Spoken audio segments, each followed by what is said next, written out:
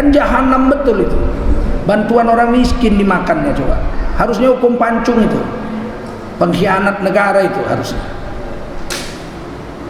Tapi koran-koran nggak ada nulis tentang pencuri besar itu, maling bansos itu, hilang aja ceritanya. Yang ceritanya apa? Radikal, itu aja.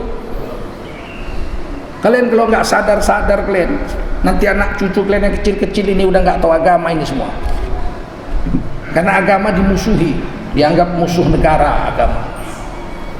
Kalian hanya boleh ibadah-ibadah aja, jangan kritik-kritik, jangan dagang cara Islam, jangan milih pemimpin cara Islam. Hancurlah negara ini.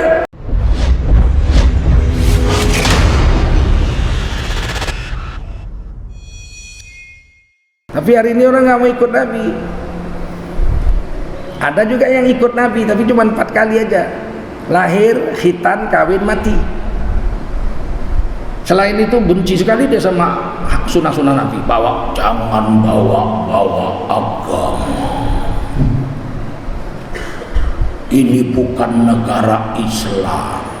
Jangan bawa agama.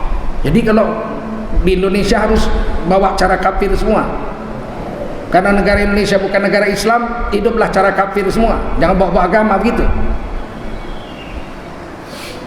Ini negara didirikan 90% orang Islam. 10% aja 55 agama lain itu. 90% orang Islam yang mendirikan negara ini. Dan ditulis di pasal 29 Undang-Undang Dasar 45. Negara berdasar ketuhanan yang Maha Esa. Kok gak boleh bawa agama? Dasar negara kita ketuhanan Maha Esa kok. PKI aja itu yang benci dengan agama. Jangan bilang PKI Pak, KTP-nya Islam loh. Bosnya PKI DNAID, KTP-nya Islam. Subandrio, bosnya PKI, KTP-nya udah naik haji lagi. Waktu diadili tahun 1966, ditanya hakim, Subandrio, Anda PKI? Tidak, Tuan Hakim, saya ini Islam, sudah naik haji loh. Kata hakim, sudah naik haji? Sudah naik haji loh. Sholat subuh berapa rakaat? 6 katanya. PKI. Ini negara berdasar ketuhanan yang Maha Esa, bukan berdasarkan Pancasila. Ini negara nggak ada kalimat berdasarkan Pancasila di Undang-Undang Dasar 45. Pancasila itu falsafah negara, cara pandang bangsa Indonesia, bahwa kita harus berketuhanan Maha Esa, nggak boleh tidak beragama di Indonesia, bahwa kita harus berkemanusiaan yang adil dan beradab. Itu cara pandang kita. Kita tidak boleh berkebinatangan yang zolim dan biadab, tidak boleh. Orang Indonesia wajib berketuhanan yang Maha Esa dan berkemanusiaan yang adil dan beradab. Berpersatuan Indonesia, nggak boleh pecah belah Indonesia ini. Berkerakyatan yang dipimpin oleh khidmat kebijaksanaan dalam permusyawaratan garis miring perwakilan. Berkeadilan sosial bagi seluruh rakyat Indonesia. Itu cara pandang kita, falsafah negara. Tapi dasar negara ketuhanan Maha Esa. Ditulis pasal 9 ayat 1, negara berdasar ketuhanan Maha Esa. Pasal 9 ayat 2, negara menjamin tiap-tiap warga negara untuk memeluk agama dan menjalankan agamanya. Kan dijamin orang Hindu memeluk agama Hindu dan menjalankan ajaran Hindu 100%. Dijamin.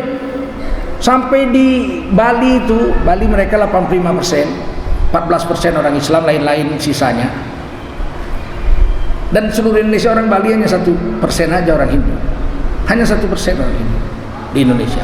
Tapi karena Pancasila dan Undang-Undang Dasar 45 pasal 29 ayat 2 menjamin, mereka buat perda di Bali.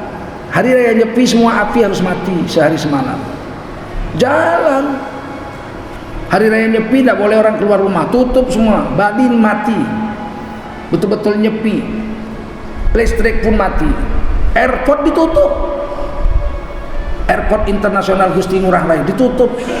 Ada yang Nyepi, kapal terbang nggak boleh terbang, yang terbang nggak boleh turun.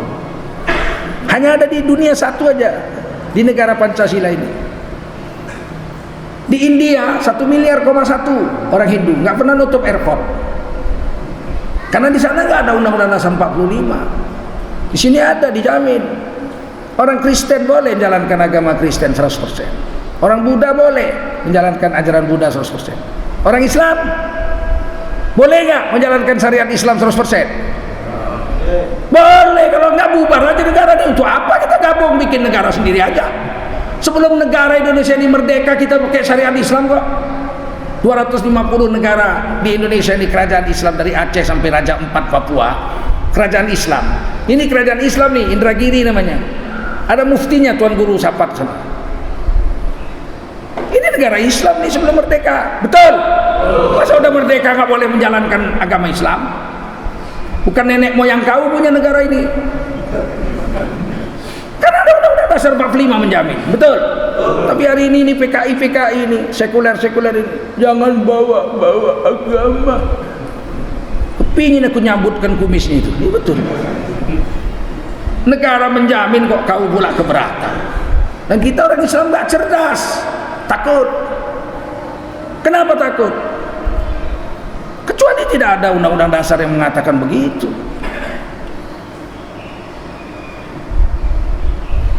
Saya pegawai negeri pakai jubah serban. Nah, ada yang ribut zaman Pak Harto. Sekarang aja orang pakai jubah serban, radikal. Zaman Pak Harto saya pakai begini. Jadi dosen linguistik Inggris, bahasa Inggris saya ngajar di kelas begini. Nggak ada yang larang. Kurang apa hebatnya Pak Harto, 32 tahun jadi presiden, nggak pernah dia ngurus-ngurus jenggot serban jubah. Sebelum merdeka, semua ulama-ulama kita berjubah, berserban, berjenggot, betul? Muhammadiyah, Kiai Haji Ahmad Dahlan, NU, Kiai Haji Hasyim Asy'ari, Inyi Canduang, Perti, Abdurrahman Shihab, Al-Wasliyah, Muhammad Dahlan, Ittihadiyah di Medan, Perti, Persis, Hasan di Bandung, semua pakai jubah serban. Udah merdeka kok malah nengok orang berserban jubah, radikal, anti NKRI. Memang setan besar betul. Kok jadi tambah mundur kehidupan beragama di Indonesia? Kita ini hanya hidup dengan agama, betul? Makan kalau nggak ikut agama, nggak berpahala sedikit pun makannya itu, berdosa ya. Apa yang dimakan ditetapkan Allah dengan agama ini. 3 yang boleh dimakan. Kulu mimma fil ardi, makanan yang ada di bumi. Jangan mimpi mau makan yang ada di langit, nggak dapatmu. Meskipun ada manusia yang pernah makan makanan dari langit, Siti Maryam misalnya, makanan dari langit. Beliau dikurung dalam rumah, dikunci kamarnya oleh Nabi Zakaria. Jam makan Nabi Zakaria datang bawa makan, diajari kitab Taurat, diajari sholat pagi dan petang. Kunci lagi, gadis pingitan, nggak pernah dilihat laki-laki dan tak pernah melihat laki-laki, kecuali mahramnya lah Nabi Zakaria, pamannya. Satu hari Nabi Zakaria lupa bawa makanan, sibuk dakwah, malam-malam baru teringat, aduh anakku belum makan. Lari-lari Nabi Zakaria buka pintu kamar, bawa makanan. Begitu dibuka penuh makanan satu kamar. Qala ya Maryam anna laki hadza, oh anakku Maryam, dari mana makanan untukmu ini banyak betul, padahal kunci di tangan saya, tidak ada orang bisa masuk. Qalat huwa min indillah, ini makanan diantar Allah, dari sisi Allah. Innallaha yarzuqu man yasha'u bighairi hisab, sesungguhnya Allah memberi rezeki kepada siapa Allah mau tanpa perhitungan banyaknya. Nabi Zakaria udah tahu ini anak karomah. Dia tanya juga di tafsir, dia tanya, nak kalau betul lah diantar Allah, siapa yang antar? Kan kunci tangan saya, ada orang bisa masuk kamar ini. Betul, masih ada orang. Ditengok Nabi Zakaria, wah iya Allah, malaikat Jibril yang antar. Ada yang makan dari langit itu ada. Tapi kita enggak, kita disuruh makan yang ada di bumi, halalan, yang halal, thayyiban, lagi baik. Kita makan yang tidak halal diberi dosa, makanan yang tidak baik kemungkinan berdosa juga meskipun halal. Kenapa? Menzalimi diri sendiri. Sudah tahu sakit mah, makan pulut, muntah darah. Pulut kan halal Pak, iya, tapi tidak thayyib, tidak baik untuk orang sakit mah. Kenapa kau rakus? Sakit mah makan bubur, dibantainya makan pulut, muntah darah dia. Karena tidak cukup halal saja, yang ada di bumi halal lagi baik. Udah tahu kolesterol tinggi, dimakannya otak kambing 5 piring, mencong mulutnya. Bisa jadi berdosa meskipun halal kalau tidak baik, menganiaya diri sendiri. Paham? Paham? Meninggalkannya berpahala. Nabi gak pernah makan jeroan. Kalau motong kambing ditanam itu perutnya semua, gak pernah dimakan. Meskipun tidak haram, tapi Nabi tak pernah makan jeroan. Potong usus-ususnya, babat-babatnya tanam semua. Di Aceh sampai tahun 50-an, orang Aceh kami kalau motong kambing itu ditanam itu perut-perutnya semua. Tahun 60-an datang orang Minang ke sana. Dan dikubur kau, rancak kau.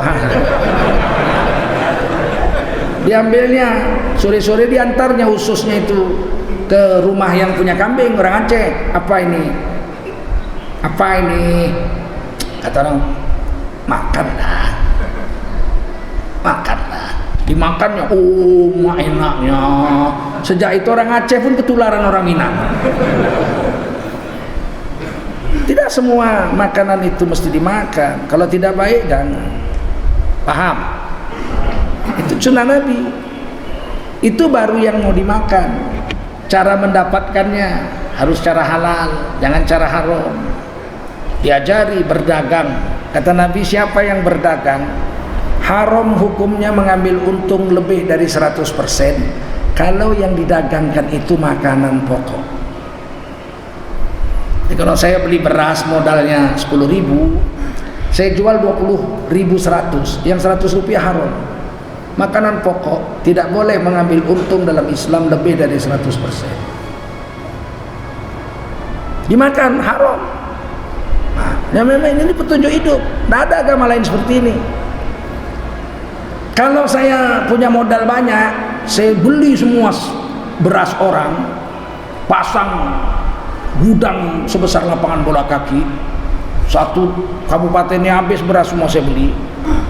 Setelah orang tak punya beras, modal 10.000, beras itu saya jual 30.000, saya kena dosa 2. Pertama, mengambil untung lebih dari 100% berdosa, haram. Yang kedua, ihtikar. Saya menimbun makanan pokok sehingga orang nggak punya makanan, baru saya jual mahal. Ihtikar, menimbun makanan, hukumnya haram, 2 kali kenanya itu. Itulah gunanya Nabi diantar untuk memberi petunjuk hidup itu. Bukan hanya untuk sholat, mengajarkan puasa, zakat, iyalah itu pastilah. Mengajarkan cara hidup, cara berdagang, ada situ diajar. Nabi berdagang, sempat pernah Nabi jadi berdagang. Sistemnya mudharabah, barangnya barang Ibunda Khadijah, Nabi yang membawakannya ke Syam, pembelinya ada, untungnya dibagi, namanya mudharabah. Dan itu menjadi sistem bank syariah sekarang di seluruh dunia. Cara Nabi itu, meskipun Nabi waktu berdagang belum jadi Nabi, masih umur 25, tapi semua yang dibuat Nabi dari kecil sampai wafat, semuanya itu qaulnya, ucapannya, fiilnya, perbuatannya atau diamnya Nabi terhadap perbuatan sahabat, 3 itu sunnah, qauliyah, fi'liyah dan takririyah. Luas sekali sunnah itu. Bank syariah itu diambil waktu Nabi belum jadi Nabi, sistemnya itu. Tapi itu sunnah, jangan bilang tidak sunnah. Sampai sini paham? Paham? Kalau cara masuk WC, keluar WC pun diatur, masa cara memilih pemimpin nggak diatur? Udahlah, kalau pemimpin yang bawa-bawa agama lah, begitu. Duit kita ini 1 tahun 1.800 triliun APBN. Kita mau serahkan sama satu orang yang namanya presiden. Terus kita pilih presidennya asal-asalan gitu, entah sholat entah enggak, entah sunat entah enggak gitu. Nggak apa-apa, yang penting jangan bawa agama, begitu. Tentu kita mau pilih orang yang soleh, betul? Supaya diangkatnya menteri-menterinya menteri yang soleh, betul? Ini menteri uang bansos pun diembat. Kan jahanam betul itu. Bantuan orang miskin dimakannya, coba. Harusnya hukum pancung itu. Pengkhianat negara itu harusnya. Tapi koran-koran nggak ada nulis tentang pencuri besar itu, maling bansos itu, hilang aja ceritanya. Yang ceritanya apa? Radikal, radikul, radikal, radikul, radikal, radikul, itu aja. Kalian kalau nggak sadar kalian, nanti anak cucu kalian yang kecil-kecil ini udah nggak tahu agama ini semua. Karena agama dimusuhi, dianggap musuh negara agama. Kalian hanya boleh ibadah-ibadah aja, jangan kritik-kritik, jangan dagang cara Islam, jangan milih pemimpin cara Islam. Hancurlah negara ini. Kalau cuma ibadah-ibadah aja penjajah Belanda pun boleh. Zaman penjajah Belanda dibangunkan masjid Raya Banda Aceh itu Belanda yang bangun. Masjid Sultan Delhi Istana Maimun itu Belanda yang bangun. Masjid Sultan Langkat itu Tanjung Pura Azizi itu Belanda yang bangun. Kalau soal naik haji disediakan Belanda kapal lumbo-lumbo namanya. Di karantina dulu, diobati, pulang dari luar negeri, pulang haji di karantina dulu, ternyata sakit diobat, kalau sembuh dibawa pulang. Disediakan kapal. Kalau ibadah Belanda pun boleh. Yang nggak boleh sama Belanda itu dagang cara Islam. Bank hanya satu, bank Java's Bank, sistemnya riba. Nggak boleh bikin bank Islam. Politik jangan coba-coba, dibunuh kita bicara politik zaman Belanda. Kalau kita sekarang nggak boleh berpolitik cara Islam, lebih parah dari penjajah Belanda lah, sama paling enggak. Apa pula? Kan hak kita itu dijamin oleh negara kita, betul? Oh, dilarang-larang. Apa kita berpolitik itu harus jadi orang PKI semua atau jadi orang sekuler semua baru boleh? Kalau bawa-bawa Islam nggak boleh, begitu? Ya nanti jadi negara Suriah, kepala atok kau, negara Suriah. Siapa pula mau menjadikan Indonesia negara Suriah? Ya nanti berperang pak, bunuh-membunuh, senjata dipegang TNI sama polisi kok. Kalau mau perang orang Indragiri sama orang Indragiri Hilir sama orang Indragiri Hulu mau perang, senjatanya pakai apa? Pakai ludah, begitu. Banyak kali cakapmu, menuduh orang Islam jahat aja. Tidak ada negara Islam menzalimi orang lain agama, betul? Coba cari negara yang mayoritas orang Islam, orang yang minoritas dizalimi di situ, cari, ada nggak? Ada? Nggak ada. Tapi negara yang tidak Islam semuanya menzalimi orang Islam. Israel menzalimi orang Islam. Myanmar, Buddha menzalimi orang Islam. India, Hindu menzalimi orang Islam. Negara-negara Kristen menzalimi orang Islam. Di Perancis perempuan pakai kerudung aja didenda sekarang. Didenda, nggak boleh pakai kerudung. Telanjang boleh, itu kebebasan hak asasi manusia. Siapa bilang Islam menekan orang? Nggak ada negara Islam menekan orang Islam. Orang-orang non-Islam ditekan di negara Islam, nggak ada. Tapi hari ini asal udah bicara Islam, kita dianggap mau menukar NKRI. NKRI ini berdiri orang Islam yang bikin 90%, betul? Ini rusak cara berpikir ini. Yang sialnya orang Islam ikut-ikut. Ulama-ulama Islam ada pula yang ikut-ikut. Pemimpin itu tidak boleh dikritik. Jadi membebek aja kau sama dia. Hah? Kalau salah ya kita kritik. Dijamin Undang-Undang Dasar 45 pasal 28 kita boleh berkumpul dan mengeluarkan pendapat.